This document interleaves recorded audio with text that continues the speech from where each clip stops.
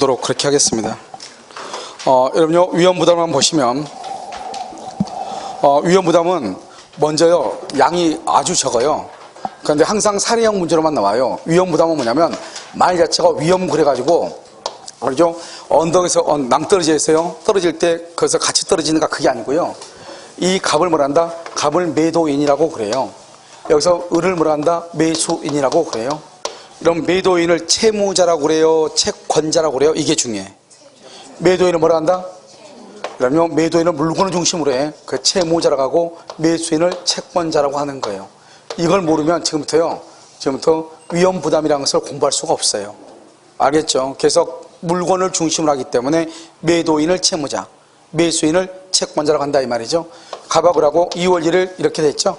2월 1일 계약을 체결하고요. 여기 3월 1일 날이요. 등기를 하기로 했는데 2월 20날요. 건물이 멸실되고 없는 거예요. 이것을 뭐라고 한다? 후발적 불능이다 이렇게 얘기해. 그래서 우리 위험부담하고 동시행 항변권은요. 어디에서만 나온다고 그랬죠? 그것은 쌍무계약에서만 나오죠. 쌍무계약. 그 다음에 이 위험부담은 우리가 계약 체결상의 과실책임은 원시적 불능하고 관계가 있죠. 그런데 위험부담은요. 후발적 불능하고 관계가 있는 거예요. 무슨 말인지 아시겠죠? 자, 그 다음에 이런 상태에서요. 어떻게 되느냐? 이런 상태에서 건물 있죠. 이 건물이 멸실되고 없잖아요. 그럼 건물이 멸실되고 없으니까 그러면 채권자 매수인은요. 여기서 중요한 것은 등기를 청구할 수 있어요? 없어요? 등기를 청구할 수? 아니 건물이 없는데 무슨 재주로 등기를 청구해요? 누가 잘못했다가 중요한 게 아니잖아요. 누가 잘못했다가 중요한 것이 아니고 아무튼 건물이 없잖아요. 건물이 없으면 등기 청구 못하죠. 알겠죠? 그래서 건물이 없으면 등기를 청구를 못한다 이 말이죠. 이해됐죠 지금? 그럼 등기를 청구 못한다는 말은 이것은 뭐냐? 물건을 가져올 수 있어 없어? 없죠? 이것을 물건의 위험이라고 얘기하는 거예요. 위험. 그럼 위험이란 말이 이제 우리가 낭떠러지에 지금 서 있다 이게 위험이 아니고 건물 옥상 꼭대기에 서 있다 이게 위험이 아니고 물건을 받지 못한다 이 말이죠. 뭐가 없으니까? 물건이 없으니까. 이해됐죠? 그걸 위험이라고 그래. 아시겠죠? 그 다음에 이거죠. 이 물건을 뭐라 한다? 급부라고 그래. 급부. 그걸 급부의 위험. 이거 용어 정리가 정확하게 돼야 돼. 아시겠죠? 그럼 이제 이 상태에서 이게 이제 전제가 돼. 이걸 전제라고 그래. 우리가 위험부담은 이런 것을 전제로 해놓고 지금부터 이제 보는 거예요. 됐죠? 이 상태에서, 이 말은 이 상태에서, 건물이 지금 없죠? 계약이 됐는데. 그러면 봐. 갑은 매도인은 그러면 대금을 청구할 수 있어 없어? 대금을 청구할 수 있어 없어? 대금을 청구할 수 있는 경우도 있고 없는 경우도 있겠죠. 그럼 대금을 청구할 수 있다? 있다 그러면 뭐요? 갑은 손해가 있어 없어? 갑은 손해가 있어 없어? 없죠? 그럼 누가 손해다? 을이 손해가 되죠. 을이. 왜? 건물을 놓고 이 갑일한테 돈 받는다고 하는 것은 을은 갑에게 돈을 준다는 거잖아요. 뭐는 없는데? 물건은 없는데. 그래서 이 손해를 보는 것을 뭐한다? 위험을 부담한다고 얘기하는 거예요. 그래서 돈을 손해보는 것을 위험을 부담한다고 얘기해요. 됐죠? 그러면요, 갑이요, 어떤 경우는 대금을 청구 못하는 경우가 있겠죠? 대금을 청구 못하면 누가 손해가 돼요? 갑이 손해죠. 왜요? 건물은 없는데 돈은 못 받아. 그렇잖아요? 그러면요, 을은 손해가 있어 없어? 을은 돈은 못 받으니, 건물을 못 받으니까 돈 안 주니까 손해가 없죠, 을은. 그래서요, 이 돈을 못 받죠, 갑이 돈을 못 받죠? 이것을 뭐한다? 위험을 뭐란다? 부담한다. 이렇게 얘기를 해. 그래서 위험부담은 뭐예요? 건물이 멸실됐는데 등기는 못 받고 돈만 주거나 그렇잖아요? 그런데 건물이 멸실됐는데 돈은 못 받은 사람, 갑이 처음부터 대금을 못 받아. 자, 다시 위험부담은 뭐다? 건물이 멸실됐는데 등기는 이전받지 못하고 돈만 주거나 건물이 없어졌는데 돈은 못 받아. 그것을 뭐란다?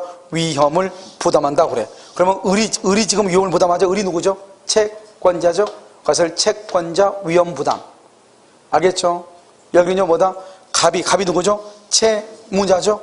채무자 위험 부담 이렇게 얘기하는 거예요. 아무 말도 아니잖아요. 상식이에요, 상식. 건물이 없는데 건물이 없어졌어? 매도인이 돈 못 받는데 건물이 없는데 집 팔았는데 건물 없어졌는데 돈 못 받는데 매도인이 그럼 매도인 황당스럽잖아요. 건물 없고 계약했는데 분명히 건물 없는데 돈을 못 받아. 그러면 매도인이 채무자가 억울하죠? 위험을 부담한다고 그래요. 건물이 없는데요, 돈 줘야 된다는 거예요. 건물이 없는데 돈을 줘야 되는데, 계약했는데. 그럼 매수인이 억울하죠? 그럼 매수인이 위험을 부담한다고 얘기를 해. 그 억울한 것을 뭐라고 한다? 위험 부담이라고 한단 말이죠. 자, 그럼 봐. 이 상태에서 지금 보는 게 위험 부담이라니까요. 아무 말도 아니에요. 그래서 어떤 선생님들 강의할 때 보면 위험 부담은 아주 어려운 거니까 5월달에 한다고 그러더라고요. 세상에 이걸 어려울 게 뭐가 있어요? 건물이 없는데 돈 못 받고 건물이 없는데 돈 준다잖아요. 그럼 볼까요? 그러면 어떻게 되는가? 이런 것이 있죠. 첫 번째, 을의 잘못으로, 건물이 을의 잘못으로 불타버렸다 이 말이죠. 왜요? 을이 이제 건물을 샀죠. 1억 원에요. 그래서 자기는 와이프를 끌고 이제 가서 보러 가죠. 보러는데 와이프가 이런 집을 왜 샀냐고 그러죠. 둘이 티격태격 싸우다가 어때요? 그냥 가스 호수 그냥 열어가지고 불 질러버릴 수가 있어 없어? 있잖아요. 알겠죠? 그러니까 을의 잘못으로 건물이 불타버린 경우가 있다 이 말이에요. 채권자가. 그 다음에요, 을이 뭐란다? 갑이 을한테 뭐라 했냐? 2월 1일이 잔금 날짜예요. 그래서 갑이 을한테 뭐라고 하냐? 나 등기 서류 가져왔으니 너 빨리 잔금 달라 그랬단 말이죠. 을이 지금 채권자죠? 채권자는 어때요? 등기 서류 내가 가져왔다 그러면 등기 서류 받아야 되잖아요. 등기 서류를 받아야 되는데 잔금이 있어야지 동시행이니까 교환하죠. 아까 우리 동시행 배웠죠? 그런데 받을 수가 있어 없어? 없죠. 뭐가 없으니까? 돈이 없으니까. 자기가 돈을 주고 받아야 되잖아요. 매수인은 돈을 주고 받아야 되잖아요. 그런데 이 갑일한테 등기서류 줬어. 2월 1일날 등기서류 줬어. 2월 1일. 그러면 이게 받아야 돼. 근데 받는 걸 뭐란다? 수령이라고 그래. 수령을 못해. 왜요? 잔금이 없으니까. 그러다가 2월 20일 태풍이 불어가지고 건물이 불타버렸다 이 말이죠. 그러니까 봐요. 을의 수령이죠. 수령 지체 중 이 말이죠. 수령 지체 중 쌍방이 잘못 없죠. 태풍이니까 쌍방이 잘못 없이 건물이 불탔죠. 그런데 쌍방이 잘못 있고 없고 중요한 것이 아니고 뭐가 중요해요? 수령 지체란 말이 중요하죠. 만약에 봐봐요. 갑이 을한테 2월 1일 날 등기 서류를 줬죠. 그러면 을이 2월 1일 날 등기 서류를 받고 잔금을 줬다고 해봐. 그래가지고 만약에 2월 20일 날 불탔다고 해봐. 그러면 누가 손해를 봐야 돼? 을이 손해를 봐야 되죠. 을이. 그러니까 여기 을이 손해를 봐야죠. 자요, 미리요 을에게 이전했어. 을이 을에게 이전했어. 미리 을에게요 집을 줬어. 2월 1일 날 미리 줬어. 미리 잔금 받기 전에. 그런데 건물이 불탔어. 뭐 때문에 불탔냐 중요하지 않죠. 미리 을에게 줬는데 건물이 불탔죠. 그러면 을은 갑한테 일단 돈은 줘야 돼 안 줘야 돼? 한번 볼까요? 우리가요 하이마트 갔어. 하이마트 갔더니요 내가 아는 사람이 하이마트 점장이에요. 노트북이요 나는 100만 원 주고 100만 원 가져갔더니 150이라는 거예요. 나는 이걸 사고 싶은데. 그래서 뭐라고 한다? 아유 100만 원만 일단 주고 서로 아니까 내일 갖다 줘도 돼요. 잔금 받기 전에 나한테 물건을 미리서 줬어. 됐죠 지금? 근데 그걸 들고 나오다가 오늘 집 비가 오는 날이에요. 걸어가다가 미끄러져가지고 노트북이 깨졌어. 미리서 받았죠? 뭐 때문에 중요하잖아. 깨졌어. 나 잔금 줘야 돼 안 줘야 돼? 무슨 알겠죠? 그러니까 이 세 가지의 경우는 전부가 다 지금 누가 잘못했어?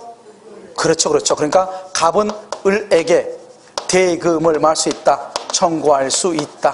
이 말이 중요해. 대금을 청구한다. 반대로 하면요 을은 갑에게 대금을 지급할 뭐가 있다? 의무가 있다. 그러니까 건물은 없고 돈은 주죠.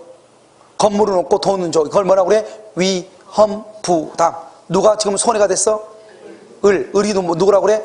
채권자. 그걸 채권자 위험 부담주라고 그래요. 1번, 2번, 3번 이렇게 나온다니까요. 세상에서 제일 쉬운 게 민법 아니에요 지금. 이게 법이에요? 알죠? 말이에요? 방구예요? 아무것도 아니잖아요. 알겠죠? 그냥 을 잘못했다잖아요. 그럼 을 돈 줘야지. 그럼 어떡하겠어요? 그럼 한번 볼까요? 여기요. 계약을 했는데요. 태풍이에요. 태풍. 쌍방에 잘못이 없어요. 쌍방이 잘못이 없다면 쌍방이면 갑하고 을은 잘못 없다 이 말이죠. 그럼 뭐다? 제3자가 방언했어요. 병이 방언했어요. 그러면 을은 잘못했어 안 했어? 그 다음에요. 태풍이에요. 태풍이 불어가지고 건물이 불타버리고 없어요. 을은 잘못했어 안 했어?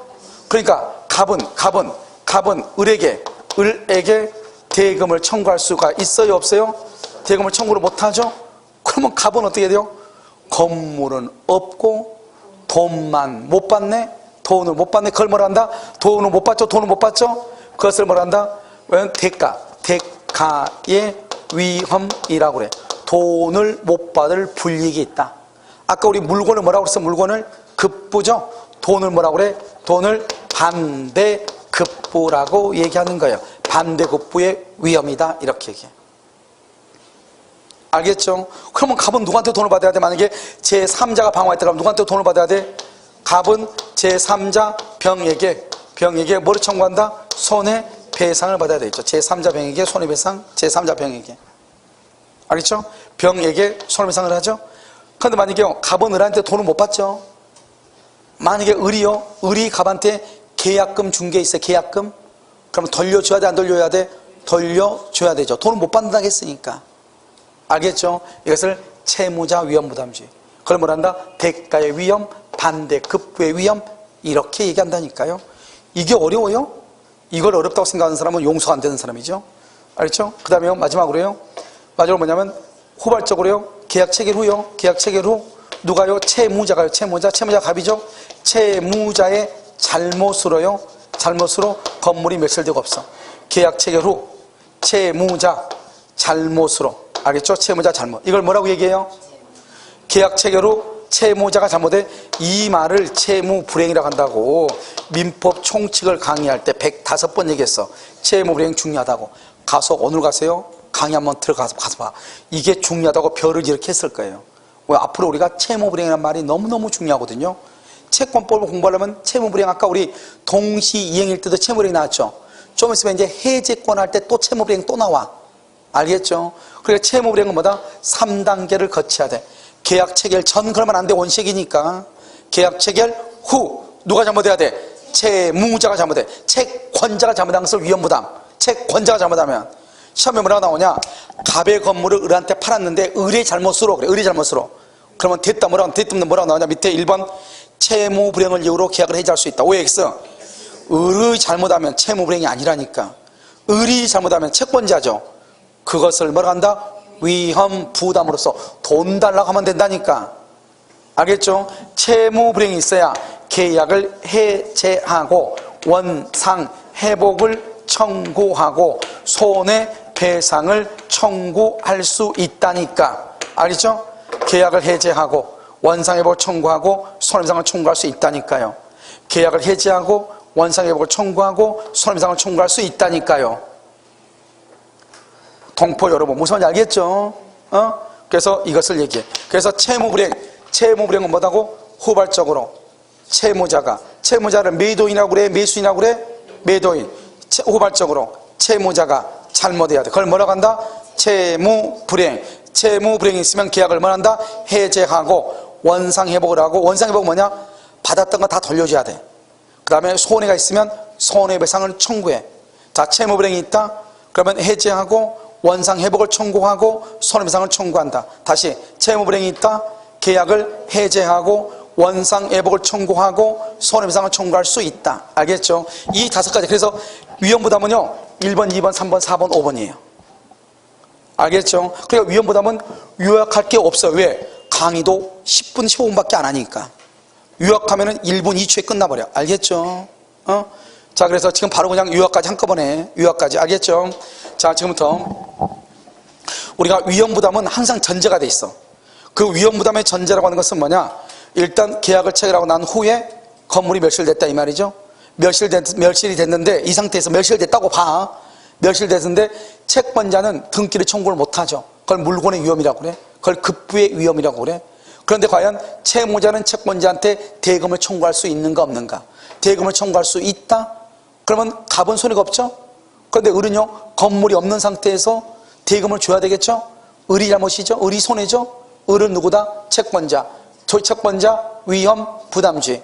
그런데 갑이 채무자가 대금을 청구할 수 없는 경우가 있어. 그럼 뭐다? 갑이 손해죠?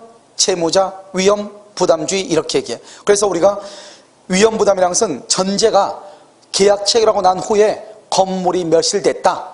이때부터 시작하는 거야. 이때부터 시작해. 일단 건물은 없으니까 을은 갑한테 등기는 청구를 못해. 대신 갑이 을한테 대금을 청구할 수 있느냐 없느냐 이걸 가지고 따지는 거예요. 알겠죠? 그러니까 일단요 여기 보면 3가지가 있어. 채권자가 잘못이다. 채권자가 수령지체 중에 알겠죠? 미리 채권자에게 인도했는데 이렇게 이랬을 때 건물이 멸실되면은 갑은 을한테, 채무자는 채권자한테 대금을 말할 수 있다, 청구할 수 있다. 그러면 을은 갑에게 대금을 지급할 뭐가 있다? 의무가 있다. 자, 두 번째는요. 두 번째는 여기요. 쌍방이 둘 다 잘못이 없어. 그러니까 을이 일단 잘못 없잖아요. 을이요. 을이 잘못 없는데 을한테 돈 달라고 하면 된다 안 된다? 안 되죠. 그래서 계약 체결하고 난 다음에 등기를 해주기 전에 태풍으로 건물이 불타버렸어. 그러면요. 매도인은 매수인한테 대금을 청구를 못해. 만약에 계약금 중도금 받은 게 있죠? 그럼 그것을 반환해야 돼. 도리어. 그러니까 건물은 없어졌죠? 돈은 못 받죠? 채무자 매도인이 손해죠? 그것을 뭐란다? 채무자 위험 부담주의죠? 이걸 뭐란다? 대가의 위험, 대가를 뭐라 한다? 반대급부의 위험이다. 이렇게. 마지막으로 채무자의 잘못이다. 채무자의 잘못이다. 그걸 뭐라 한다? 채무불이행. 채권자가 잘못하면 위험부담. 알겠죠? 절대 잊지 못해. 채권자가 잘못하면 위험부담이라고.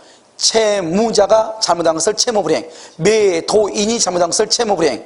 채무불이행이 있으면 계약을 해제하고 원상회복을 청구하고 손해배상을 청구할 수 있다. 여기까지 잠깐 쉬도록 하겠습니다.